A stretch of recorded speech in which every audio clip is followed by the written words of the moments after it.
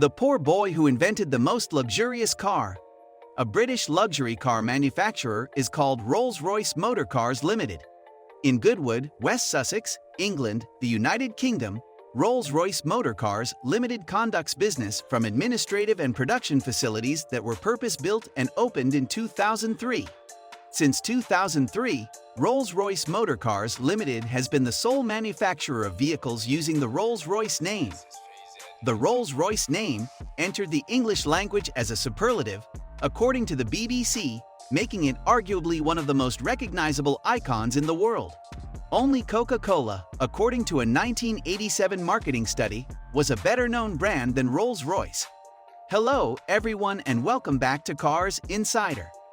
Don't forget to subscribe to our channel for the latest updates on the car world and technologies related to automobiles. With that being said, let's get started.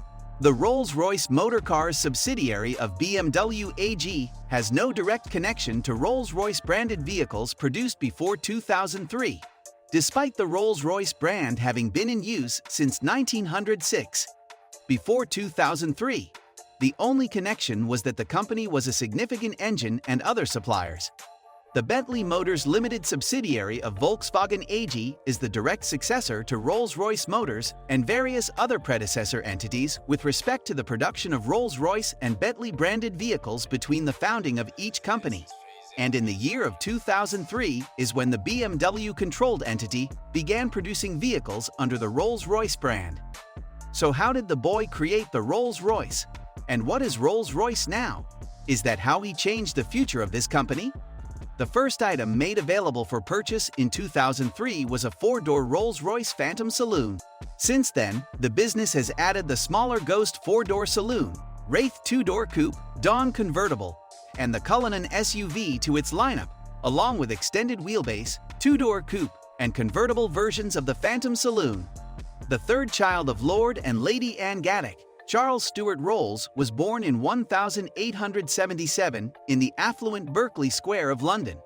After graduating from Eton, Rolls attended Trinity College in Cambridge to study mechanical engineering. He was the first student there to own a car. Rolls received the moniker Dirty Rolls and Petrols due to his notoriety for tinkering with motors. Rolls was a skilled driver by the time he graduated from college.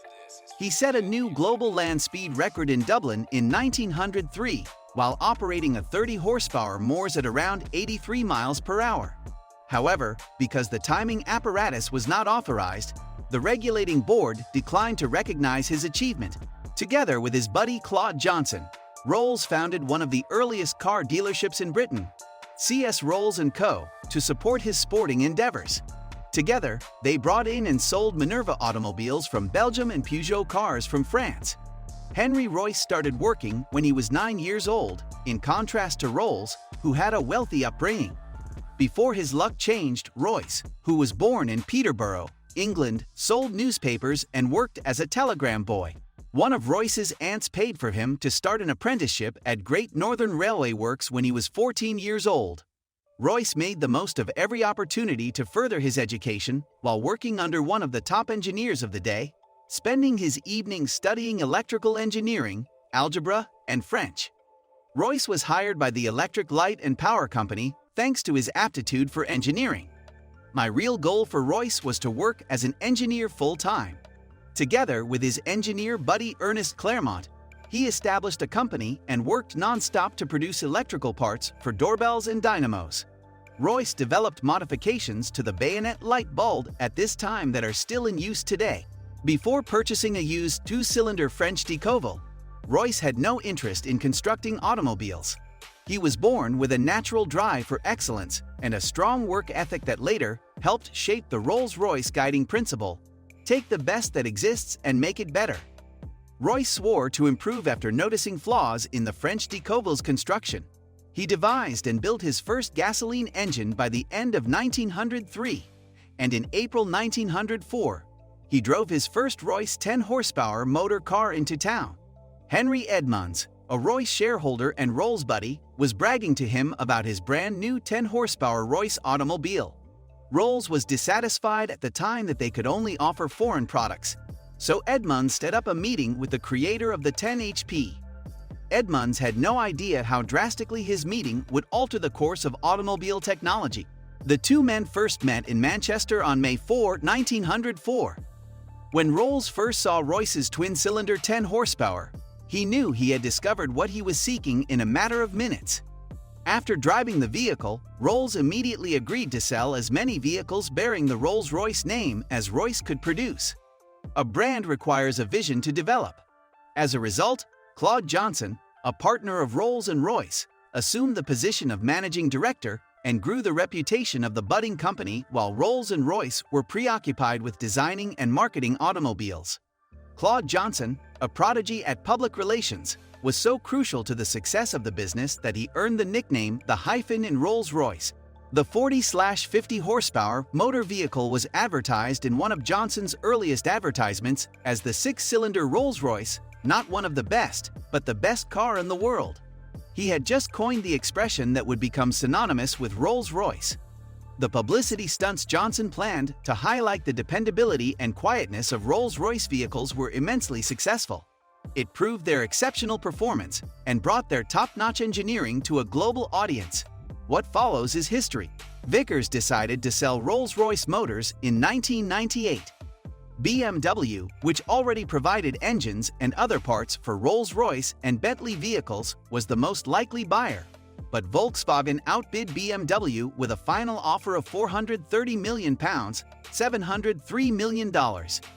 The aero engine manufacturer Rolls-Royce Holdings plc was required by a clause in the ownership paperwork to keep some vital trademarks, including the Rolls-Royce brand name and logo, even if the automobile section was sold.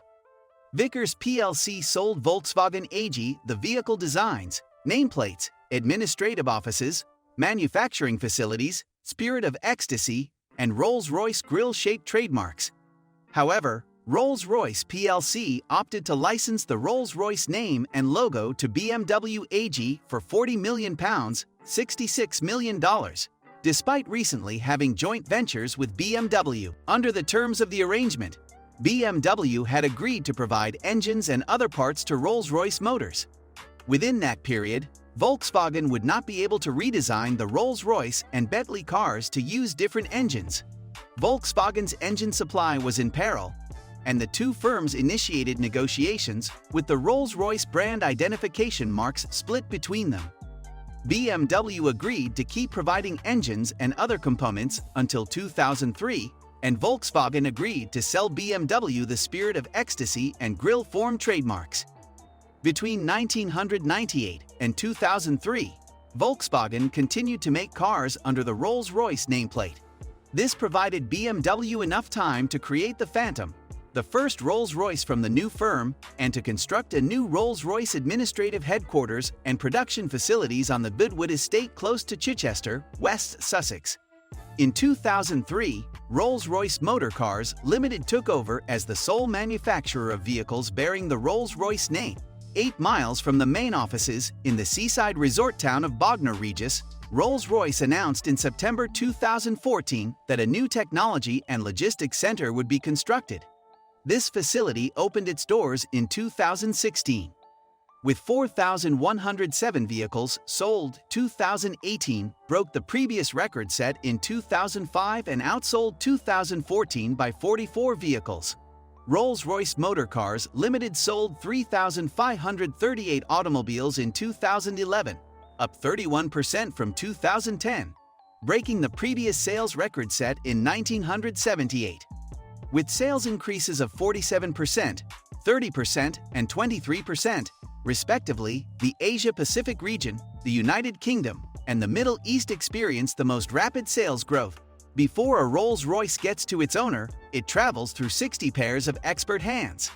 Nearly every component of the car, including the stitching, leather, panel inlays, and ceiling lining, can be personalized.